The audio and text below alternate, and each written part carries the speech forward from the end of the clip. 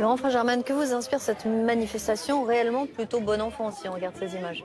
Absolument, j'étais en train de regarder, je trouve c'est une manifestation plutôt réussie de ce point de vue-là, hein, dans le contexte qui était rappelé.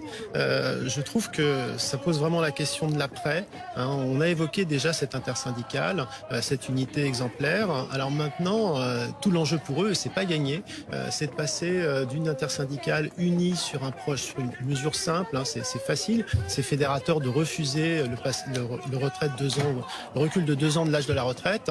C'est pas la même question de se mettre d'accord sur des priorités, de négocier ensemble. Donc il y a du travail.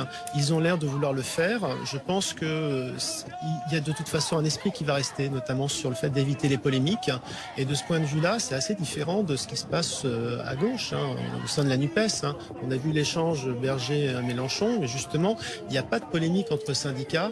Et je pense que c'est une des choses positives. On peut affirmer ces divergences. Elles vont rester.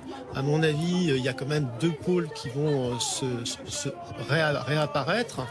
Je vous écoute. Non, non, je vous laisse terminer. Il y a 2 pôles qui vont réapparaître très clairement, hein, parce que ne serait-ce que sur est-ce qu'on va rapidement discuter par rapport à ce qui a été dit, que Sophie Binet ne dise pas tout à fait clairement encore, il n'y aura pas d'autres manifestations, c'est normal par rapport à sa base, je trouve ça assez logique, mais c'est déjà, on voit bien tout le monde était contraint par cette unité, c'était évident que, enfin, c'est déjà quelque chose qu'il n'y ait pas l'annonce par la CGT de plusieurs manifestations suivantes qui auraient été peu suivies. Il y a du positif, nous disiez-vous à l'instant.